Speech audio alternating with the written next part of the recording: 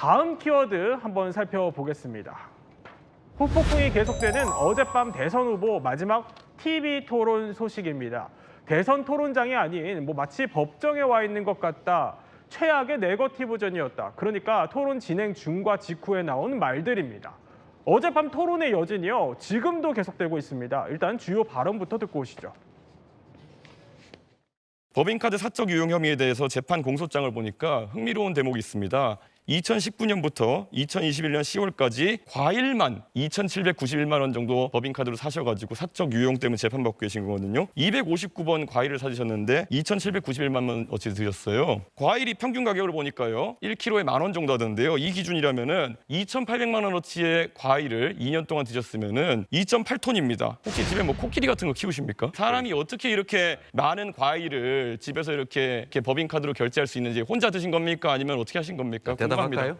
예. 그래서 엉터리라는 거예요. 제가 그걸 지시한 것으로 보여진다라고 기소를 했는데 그런 근거 자료가 한 개도 없어요. 그래서 엉터리 조작 기소다 이렇게 얘기하는 겁니다. 그러니까 집에 코끼리가 있냐면서 법인카드 논란을 비꼰 거죠. 그런가 하면 이재명 후보는 김문수 후보와 서로의 리스크를 집요하게 파고들었습니다.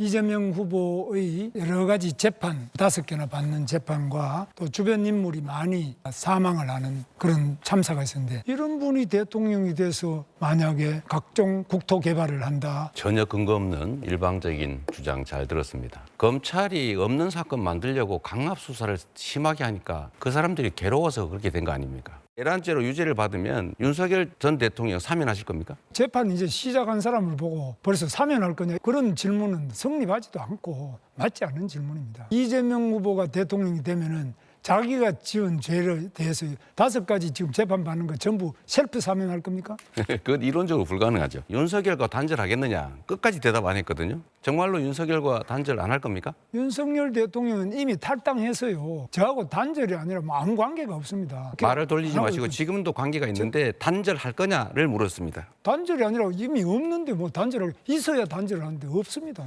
무슨 관계가 있어야 단절을 안 하겠다. 회피하겠다. 아니, 이렇게 저는 단절이라는 이해하겠습니다. 거는 누가 관계가 있을 때 단절하는 건데. 강성필 부대변인, 네. 보시는 분들도 솔직히 좀 피로감을 느끼셨을 법한 공방들이 이어졌어요. 네. 특히 어제는 이준석 후보랑 또 이재명 후보가 맞붙으면서 보니까 막 서로 말도 끊지 말고 좀 기다려라 이러면서 신경전 상당히 거셌거든요. 네. 그러니까 이제 주도권 질문을 할 때 본인의 주도권 차례이지만 질문을 했으면 답변 30초는 들어야 됩니다. 그런데 H&M의 전신이 무엇인지 아십니까? 이거 현대상선이라는 거 누가 모릅니까? 그런데 거기에 대해서 답변을 하는데 질문의 의도를 알기 때문에 미리서 답변에 대해서 설명을 하는 과정인데 15초밖에 되지 않았는데 자꾸 답변을 하라고 끊는 것은 사실 토론에 제대로 된 원칙을 숙지하지 못한 것이든지 아니면 매너가 없는 것이죠. 그리고 결론적으로는 이재명 후보의 재판과 관련해서 막 질문이 쏟아졌는데 그게 외교 문제입니까? 아니면 안보 문제입니까? 우리 앵커들도 사실 저한테 그런 말을 많이 해요. A를 물어봤는데 자꾸 B, C, D, E 얘기하면 상당히 싫어하거든요. 그렇기 때문에 저는 토론의 매너를 서로 간에 좀 지켜지는 그런 모습이 좀 필요했다 이런 생각합니다. 자, 그런데요. 어제 토론에서 뜨거운 감자가 된 발언도 있었습니다. 이준석 후보가 여성의 신체를 위해하는 폭력적인 인터넷 댓글을 어떻게 보는지 이걸 권영국 후보에게 질문을 하고 반응을 물었고요. 또 이재명 후보에게는 형수 욕설과 관련된 질문도 했습니다. 올해 4월에 고등학교에서 이제 폭력 사건이 발생했는데요. 가해자가 피해자에게 했던 욕설인데 냉정하게 말해가지고 이거 누가 만든 말입니까? 이재명 후보 욕설을 보고 따라하는 거 아니겠습니까? 일단은 저의 부족함에 대해서는 그간에 수차 사과 말씀을 드렸고 다시 사과드리겠습니다. 이준석 후보의 공세 이후에 정치권에서는요. 부적절한 표현이라면서 비판이 쏟아지고 있습니다. 후보 검증의 장을 언어폭력과 혐오 표현으로 오염시킨 이준석 같은 자가 대선 후보라는 것은 참을 수 없는 국민에 대한 모욕입니다. 이준석 후보의 사퇴를 촉구합니다. 이준석 후보가 제 옆에 있었으면 혼났을 거란 말씀을 되돌려드리고 싶습니다. 다만 이준석 후보를 비판하기 이전에 그 발언을 먼저 했던 분들도 먼저 비판을 받아야 되는 거 아닌가에 대한 생각이 있습니다. 그러니까 인물을 특정하지도 않고 솔직히 얘기하면 민주노동당과 민주당의 내로남불과 위선을 밝히기 위해서 일반적인 원칙을 물어본 거거든요. 그 진영 전체의 위선과 내로남불을 이렇게 국민들에게 바로 보여드릴 필요가 있지 않냐 하는 검증의 한 형태고요. 이종국 평론가. 그러니까 있는 그대로 검증을 하기 위해서 그대로 인용했을 뿐이다. 이게 개혁신당 입장이에요.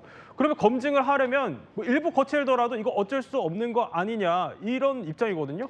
아니 그러니까 의도는 알겠습니다. 뭐 네. 언론들도 다 이해하고 야당도 또는 지금 그 민주당도 의도에 대해서 얘기한 게 아니에요. 중요한 건 일부 거친 표현이라고 지금 말씀하셨지만 일부 거친 표현이 아니라 들어서는 안 될 공중파에서 절대 담을 수 없는 표현이 그대로 실렸기 때문이죠. 네. 이건 누가 먼저 했다가 문제가 아니라 그 발언을 인용을 했더라도 이준석 후보의 입에서 그것이 나온 순간 이준석 후보가 책임을 져야 될 문제로 지금 비화됐기 때문입니다. 그렇기 때문에 천하람 최고위원도 의도를 얘기하는 게 아니라 그렇게 부적절한 어떤 표현을 인용한 것은 적절하지 않았다는 걸 전제하고 설득을 하지 않으면 아마 이 논란은 앞으로도 계속될 것이고 이건 진영을 떠나서 여성단체들이 모두 다 계속 지금 고소 고발을 계속 이어갈 테니까 이준석 후보가 사과는 했더라도 이 문제를 매듭 짓기 위해서는 당에서도 저런 식으로 변명을 해서는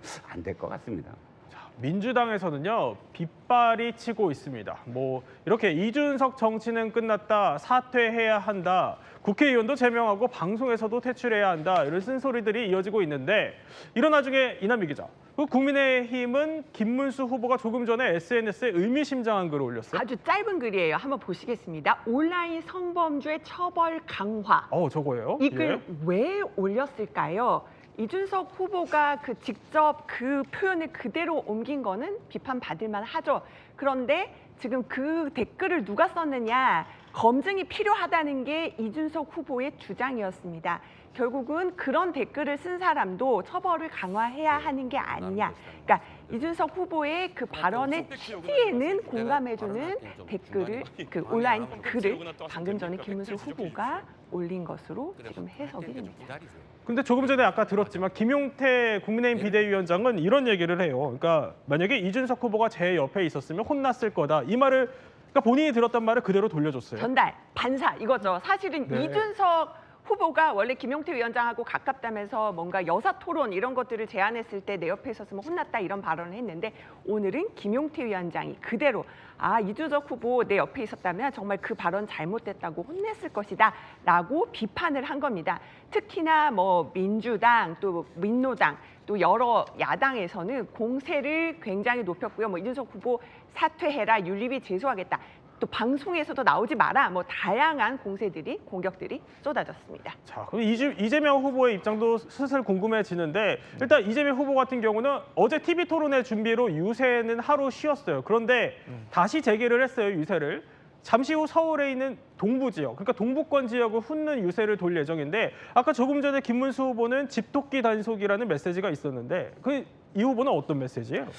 저희가 지난 대선에서 아깝게 패배한 가장 큰 이유 중에 하나가 우리가 소위 말하는 서울에 있는 아파트 벨트, 그러니까 아파트 값에 대해서 세금에 대해서 부담이 있어가지고 거기에 대해서 민주당에게 실망해서 찍지 않았기 때문에 저희가 서울에서 패배를 했습니다. 그러니까 서울에서의 패배가 곧 대선 패배로 이어졌기 때문에 저희가 그동안 준비해왔던 정책, 그러니까 배우자라든지 일광공제를 상향, 그래서 18억까지는 공제를 받을 수 있는 법안을 준비했기 때문에 이런 것들을 공략하기 위해서 이재명 후보가 일명 아파트 벨트를 돌고 있다, 이렇게 분석할 수 있겠습니다.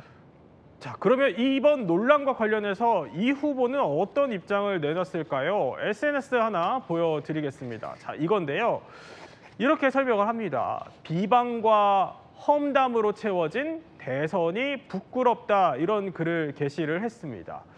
또 모욕죄로 고발을 당한 이준석 후보는요, 조금 전에 이런 입장을 직접 밝혔습니다.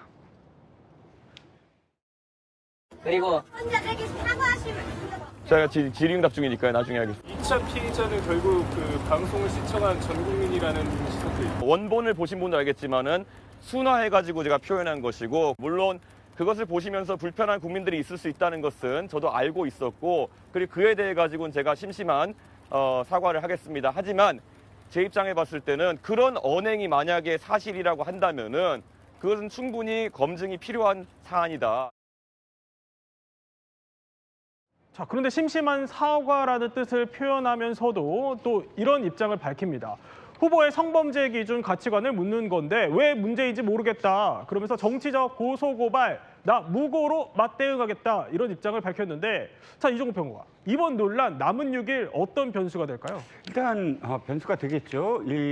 이준석 후보가 끝까지 갈 거냐, 완주할 거냐. 혹시나 이 지금 논란이 하루가 지났는데도 불구하고 계속 불타오르는 그런 모양새를 갖고 있기 때문에 이게 계속 불리한 어떤 상황이 되면, 좀 전에 보시겠지만 유세장에서 여성 기자 혹은 또 여성 유권자들이 답변을 요구하는 질문들이 계속 이어질 경우 유세를 계속할 수 있을 것인가, 이런 부분들을 고려할 때 이준석 후보가 완주를 만약에 하지 않는다면 어떤 영향을 미칠까, 뭐 이재명 후보에게 유리할까, 김문수 후보에 유리할까, 이런 지금 아마 당별로 계산을 계속 이어갈 거거든요. 네. 일단 이준석 후보는 끝까지 가겠다라고 이야기를 하면서 도리어 지금 사과는 했지만 그러나 대응하는 사과, 그러니까 앞으로의 고소 고발도 내가 다 대응하면서 끝까지 완주하겠다고 했으니, 뭐 완주의 어떤 의지는 있더라도 저는 또 내일 모레 이어지는 어떤 유세 현장의 분위기가 앞으로의 어떤 변수가 되지 않을까 싶습니다.